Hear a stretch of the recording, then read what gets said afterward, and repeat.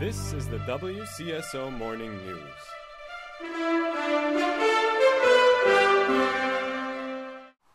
Good morning and welcome to our fourth morning of tour here on the WCSO newscast. I'm Eric Wielander and this is your news for Tuesday, March 10th, 2009. Today is a day I've personally been looking forward to for a while, a day in Disney World, but I know I'm definitely not alone. I ran into Ben Alley and Nick Sharon last night, and they let me know how much they were also looking forward to it.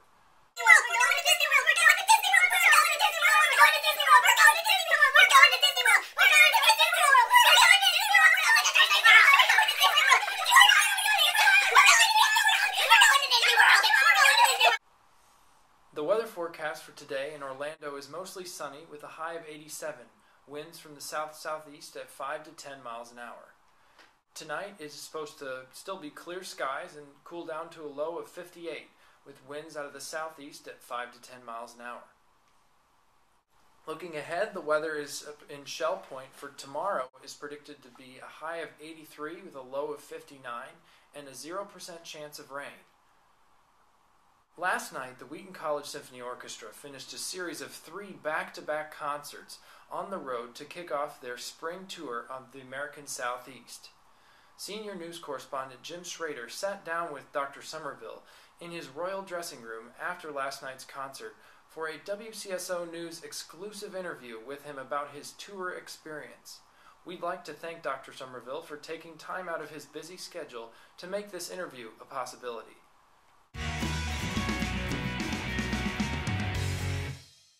This is Jim Schrader, senior correspondent for WCSO News. We're joined tonight by Dr. Somerville. Congratulations on another great performance tonight. Well, thank you. Congratulations to you too, Jim. Thank you. How have you been enjoying tour so far?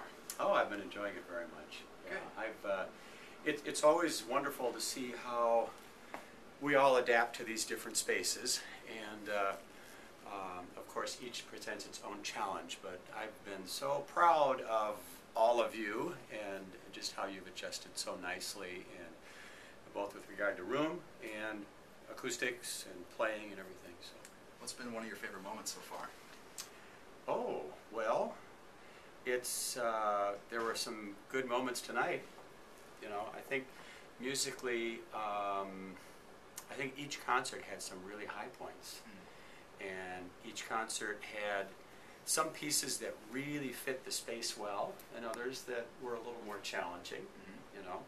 But I feel that we are maturing more and more with the Nielsen, and also the other things are very nice, coming together nicely. So what are some of the things you're going to look for during the rest of this tour?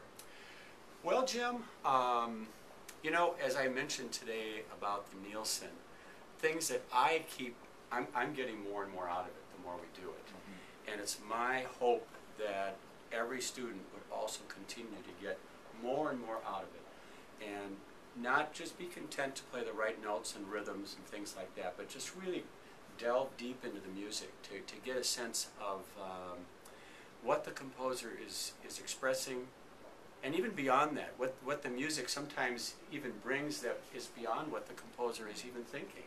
The music can do that. It has kind of a life of its own at times. Now we've got a free day coming up tomorrow. Are you planning on going to one of the parks? Yes, I am.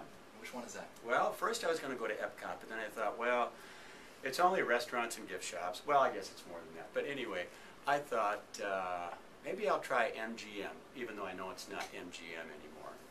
All right. And if I'm really daring, I might go on the Tower of Terror, but not after I eat. Okay.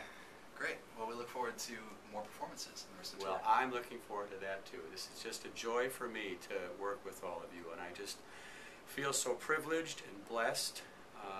You know, when we finish the school hymn, it's just wonderful just to be on this experience with all of you. Great. Thanks for joining us tonight, Dr. You're Somerville. welcome. This is Jim Schrader with WCSO News signing off. Wheaton College was selected to be the host of the next round of the NCAA Division III Men's National Basketball Tournament. 29-0 St. Thomas University will face University of Puget Sound at 6 p.m. this Friday. Your Wheaton Thunder will host Washington University at 8 p.m. The winners of both games will play in the sectional final on Saturday night at 7 p.m. Although Disney World is a lot of fun, It's important to keep safety in mind. Here are a few tips from the WCSO News on how to make your time safer and more enjoyable. First, keep your cell phone on at all times. If you have any problems, be sure to contact a faculty member or a cabinet member as soon as possible. Second, use your judgment when confronting strangers. It's best to keep confrontation with strangers to a minimum, no matter what they try and tell you. Would you like some candy, little girl? Stay in groups or with friends as much as possible. Put your college-level judgment and maturity to good use. Word on the street is that the fastest way to get through to the big rides is to get a speed pass ahead of time. Although I also hear that it's cheaper to get food in downtown Disney as opposed to buying it in the parks. And don't forget to meet back at the transportation center at 9 p.m. to leave on the bus.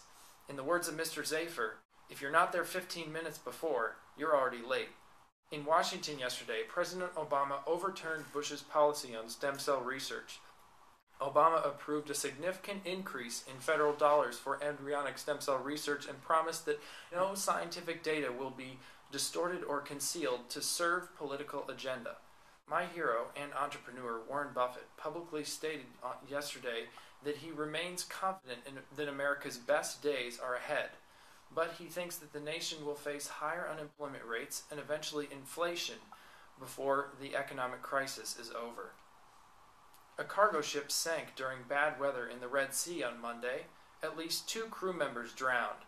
2 nearby ships and a helicopter managed to pluck 10 men from the choppy water, according to Egyptian media. That's all for today. Thanks for tuning in this morning, and until next time, stay classy, Wheaton College.